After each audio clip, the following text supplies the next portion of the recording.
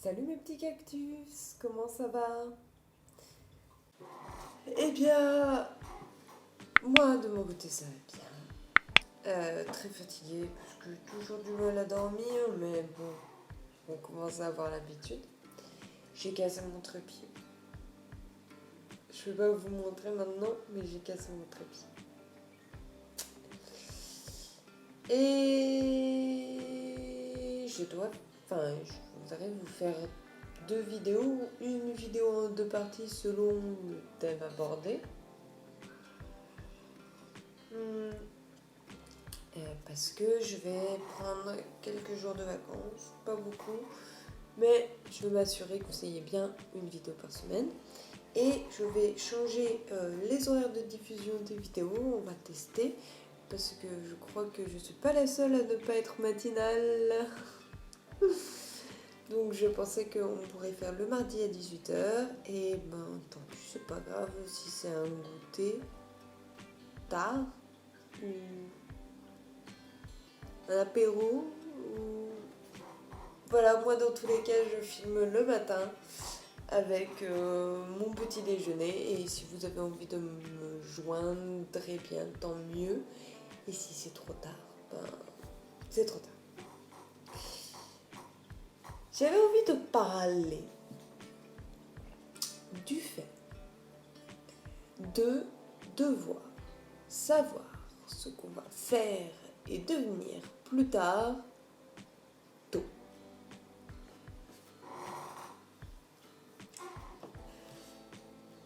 Je pense à tous ces adolescents qui, à 15 ans, même parfois à 13 ans, même parfois en primaire. Non, mais même pas que en fait en primaire, mais quand t'es enfant, on te demande tout le temps. Ça, c'est un autre sujet, mais on te demande tout le temps. Alors, qu'est-ce que tu veux faire plus tard? Et ça fout un stress indirectement sur la personne. Qu'est-ce que tu veux faire plus tard? Qu'est-ce que tu veux faire plus tard? Qu'est-ce que tu veux faire plus tard? Et ce stress...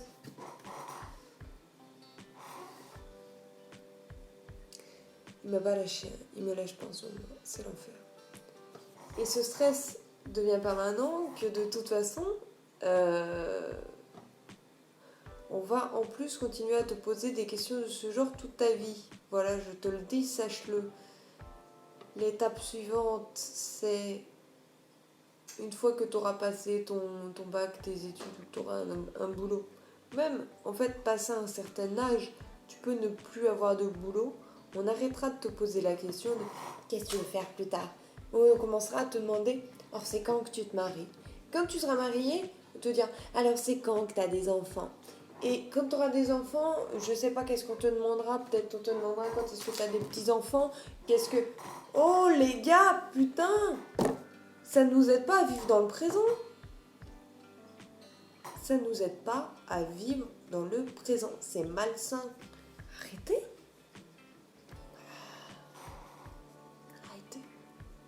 On n'est pas obligé de... Déjà, je pense que c'est normal de ne pas savoir ce qu'on va faire plus tard. Déjà pas parce qu'on ne peut pas le savoir. On ne peut pas. Même si on a des rêves, même si on a des objectifs, rien ne nous dit qu'on pourra les réussir, qu'on va les accomplir, que toutes les portes vont s'ouvrir à nous. On n'est pas dans un film à l'américaine. On ne sait pas.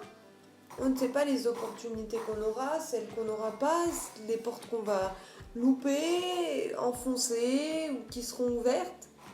On ne peut pas savoir. On ne peut pas savoir tout ça. Et je trouve que c'est extrêmement stressant, d'autant qu'on va te demander de façon très concrète, collège, lycée, fin collège, lycée, il faut que tu fasses tes vœux. Il va falloir que tu fasses tes vœux du après et l'après. Et l'après, qui sait ce qui se passera à l'après? Alors, comment, que, quoi ou qu'est-ce qu'on fait? je vais vous donner un secret. Franchement, je vais vous donner un secret. Je vais vous faciliter la vie. De 1. Ce choix-là est important, mais il l'est pas tant que ça. Je m'explique. Ça peut être un choix important dans le sens où ça va te créer des opportunités.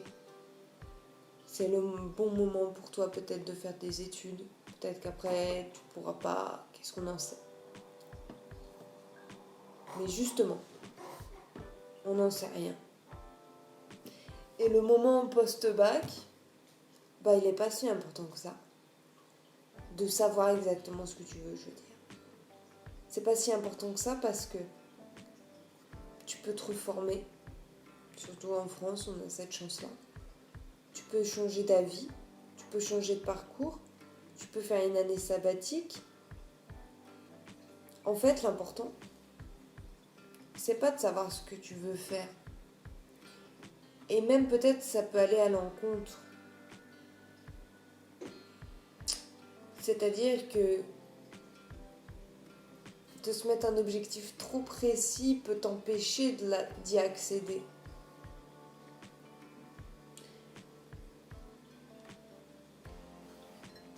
Trouve un truc que t'aimes.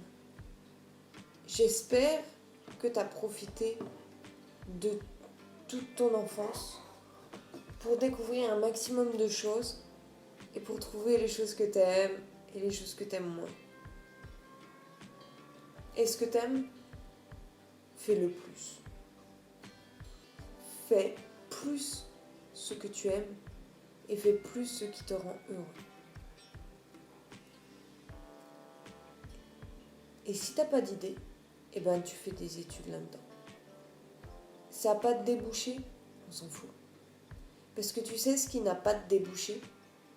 Ce qui n'a pas de débouché, c'est quand tu prends la filière qui a le plus de débouchés, mais que tu t'emmerdes, ça t'intéresse pas. T'es sûr de pas y arriver. T'es sûr de pas y arriver, c'est comme ça. Donc ce qui n'a pas de débouché, c'est pas le pourcentage de personnes qui y arrivent, les machins, qui trucs. On oublie de prendre en compte le fait que là où tu auras le plus de débouchés, c'est là où tu es le plus passionné, c'est là où tu auras envie de donner ton temps et d'étudier et d'apprendre dans ce domaine.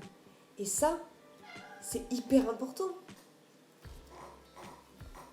J'entends beaucoup de personnes qui disent « J'ai pas de passion, il n'y a rien qui m'intéresse ». Je suis persuadée que si. Simplement, c'est des choses qui te paraissent, qui sont tellement évidentes pour toi que tu les oublies.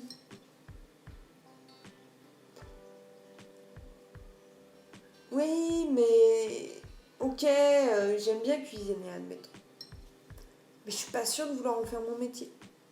Ouais, mais fais au moins des études dans un domaine qui te plaît. Au moins ça.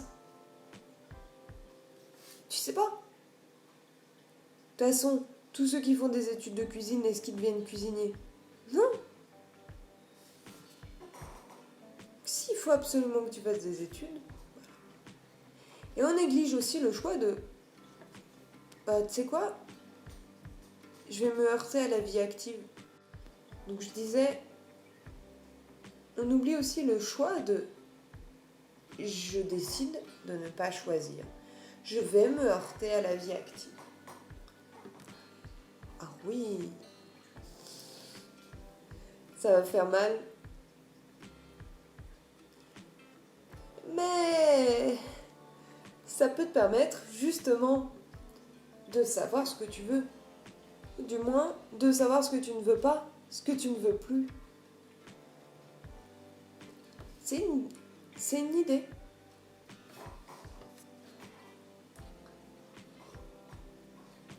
Vous savez, nos arrières, nos grands-parents plutôt. Et avant. Mais pas en temps de guerre, ok? Je parle en temps de paix normal. se posaient pas ces questions-là. Peut-être parce que pour eux, il n'y avait pas d'opportunité d'évolution. Peut-être dû à l'inégalité de l'éducation, par exemple des hommes et des femmes, des pauvres, des riches, tout ça. Mais ils savaient que voilà, si leur père était boulanger, que eux deviendraient boulangers. Et du coup, ils se posaient pas plus de questions que ça. Maintenant, on a la possibilité que si notre père est boulanger, on n'est pas obligé de devenir boulanger. Et c'est super. Parce que tout le monde qui a un père boulanger n'a pas forcément envie de devenir soi-même boulanger. Il y en a, oui. Il y en a qui s'en foutent.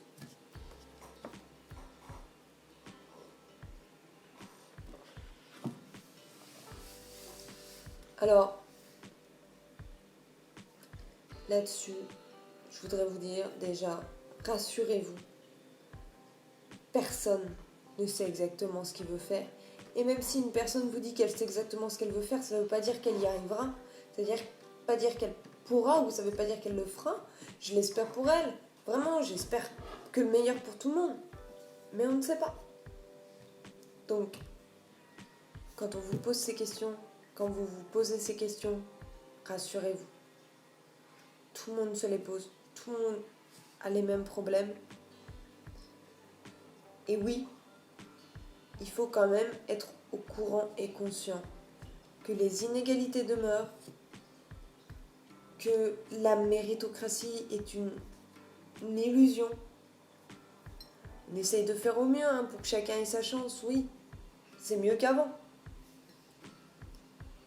Où on n'avait pas du tout le choix. Mais pour autant, je crois qu'il faut valoriser les expériences de vie. Ces expériences de vie, elles vont vous apprendre ce que vous n'aimez pas, ce que vous aimez, ce que vous voulez, ce que vous ne voulez plus.